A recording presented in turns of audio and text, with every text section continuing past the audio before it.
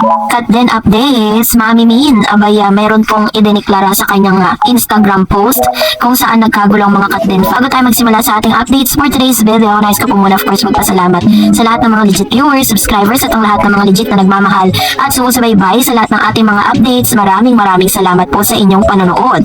At ngayong araw nga, narito ang ilan sa mga kaganapan during sa kanila pong mall tour kung saan spotted nga si Mami Min, ang kanyang apo, no?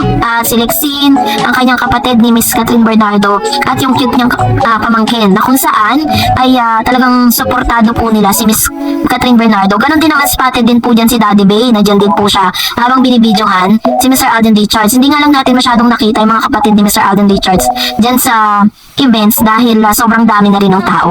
Pero alam niyo po bang mas sumaya ang mga Cut Den fans nang bumugad ang picture nitong si Mr. Alden Richards dito po sa Reels or doon sa video na ipinost po ni Mami Min doon po sa kanyang IG story. Sabi tuloy ng caption ng ilang mga celebrities and ilang mga Cut Den fans na tinapos na daw ni Mami Min at ni Alden Richards Catherine Bernardo ang laban. Ito ang reaksyon ng mga fans ni Catherine Bernardo at Alden Richards nang ipronta ng ina ni Catherine na si Min Bernardo ang masayang umpukan nila off-cam. Sa video Instagram post si Mami Min ngayong October 6, 2024, bumungad agad si Alden na nakarga-karga ang pamangkin ni Catherine na si QQ. Nakikitang matagal na buhat ni Alden si QQ na halatang komportable sa aktor. Maya-maya ay makikita naman na magkasama sina Mami Min, Alden, QQ at isa pang pamangkin na si Catherine na si Lexine. May kunting kuha rin ng performance ni Catherine at Alden sa stage. Caption ni Min, #HelloLoveAgainst, thanks Tita Kat and Tito Tisoy for first small show experience till next. Ayan. So, talagang tito na talagang tawag na ito, diba? Para pinapakita lang dito ni Mami Min na talagang sobrang komportable na po si Mr. Alden Richards at ang pamilya ni Alden o pamilya ni Mami Min dito po kay Alden Richards. Kung ang video sa pinakaunang mall show ng on-screen couple para sa Hello Love Again, ang sequel ng certified box office hit na Hello Love Goodbye 2019. Ginanap ang mall show sa Nuvali noong Sabado, October 5, 2024.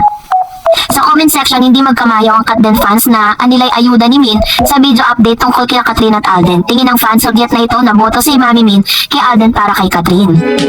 Sabi ng ilang mga netizen, wow, grabe ma'am, pasa pa ayuda. Sorry Tamin, I'm not ready for this. Putek, I love this fam. Tapos na ang laban. Adorable family, such a supportive. OMG Tita Min, sobrang happy ng #Cut Den at Bernardo Cat at Alden Richards 02. Heart namin, layag na ang barko. Love na love si Tito Tisoy ni Baby Sarin Ayona.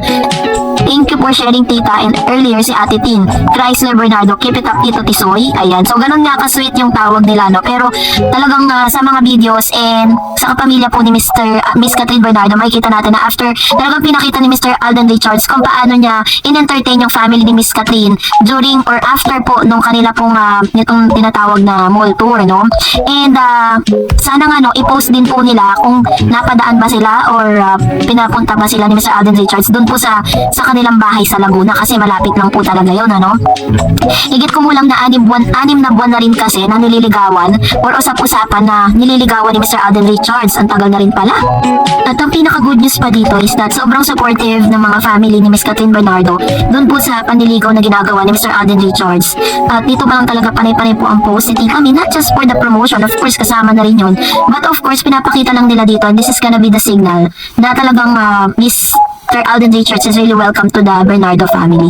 And for that, narito naman ang ilan sa mga komento at reaction po ninyo para po sa ating pong latest updates.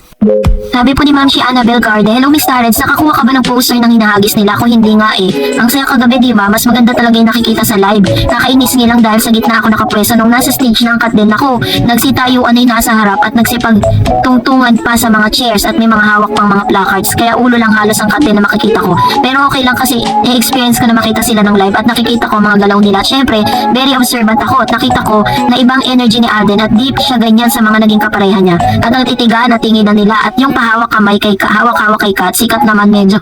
Alam niyo, totoo yan. Alam niyo nung pagpunan doon kayo ng live, makikita niyo talaga yung mga galawan nila. Si Miss Catherine po kasi yung type of a person na parang medyo, may pagka, yung nakikita nila, diba, parang medyo ilang siyang humawak kay Mr. Alden Richards, ganun. May pagka-dalagang Pilipina talaga siya, ganun talaga yung niya, style niya eh. Syempre, diba, parang hindi naman sa dahil umiiwas siya or what, kasi yun na na-observe ng ilan na para daw si Mr. Alden Richards lang daw yung humahawak kay Miss Catherine. Catherine, ganyan. Tapos si Miss Catherine naman sobrang layo ng layo.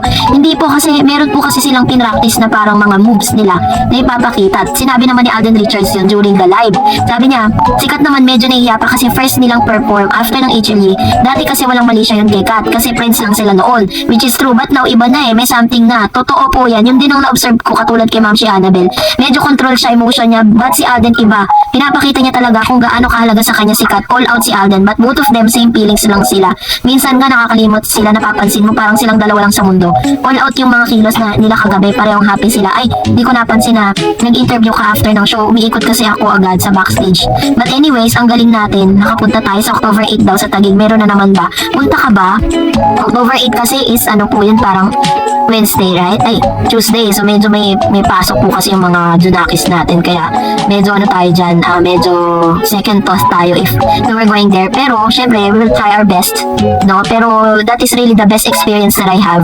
Sabi ni Miss Mary Jean Glass, swerte mo talaga Miss Tarrants. Pinapanood ko na lang ulit dito kasi nasa work ako noon. Hindi ko naantay si Kat din. Hindi ako makapag-concentrate sa work ko.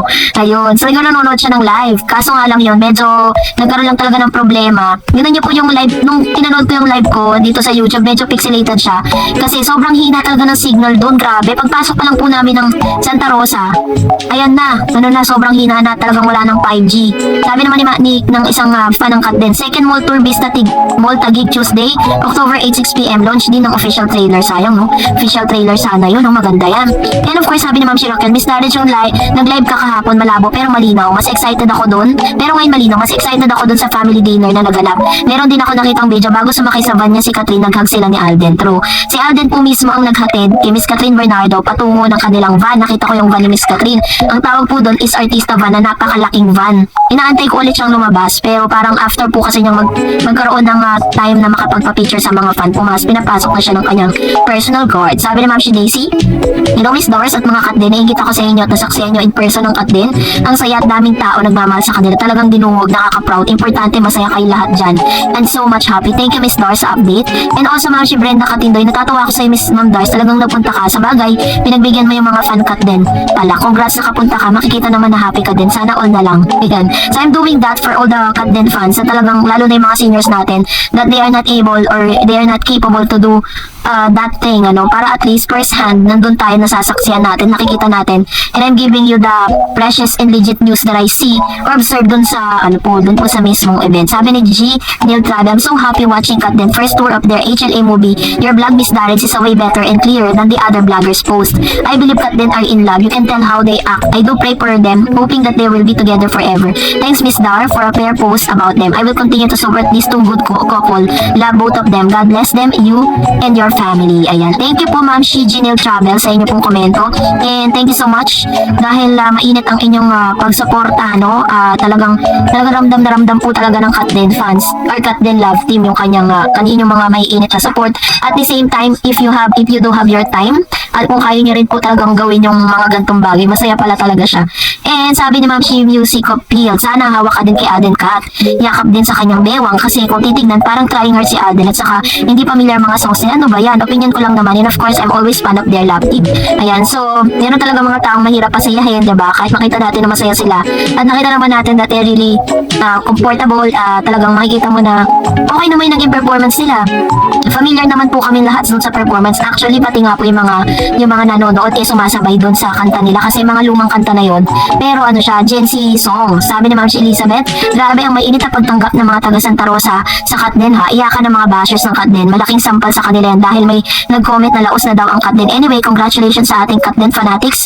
Thanks Miss Darrell sa patuloy mong paghatid ng mga kaganapan sa Kat din. True. Marami nga pong, ngayon po medyo nananahimik yung ibang mga fandom kasi nakita nila na talagang sobrang successful at hindi nila in-expect na yung first mall tour po nila is jam-pack talaga as in sobrang daming tao. Mula sa ground floor, tapos dun po sa mga gilid-gilid na mga parang second floor, yun puno po yun, pati yung harapan puno yun. Kung nakita nyo po yung photos na ipinost ni Miss Catherine Bernardo at ng ABS-CBN and Alden Richards sa kanila mga IG, ay makikita nyo po grabe po, sobrang punong-puno. Kaya tuwang-tuwa po talaga lahat ng mga Kat din, lalo-lalo na si Catherine at Alden, nakita nila yung mainit na pagsuporta ng ilan sa mga kababayan natin para sa kanila. Pero kung nagustuhan mo ang video na ito, huwag mong kalimutang mag-like, mag-share, at mag-subscribe, at i-follow mo na rin ang aking Facebook page, Dareds TV. And also, I have my TikTok account, which is Dareds TV. Pwede nyo rin po akong i-follow doon. Thank you for watching, guys. God bless everyone!